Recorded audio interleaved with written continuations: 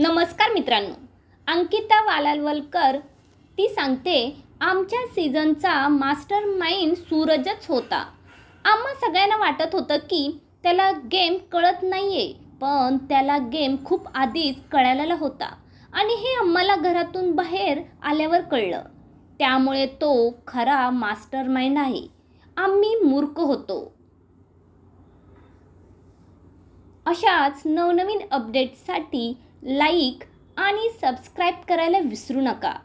आवडल्यास लाईक करा. धन्यवाद.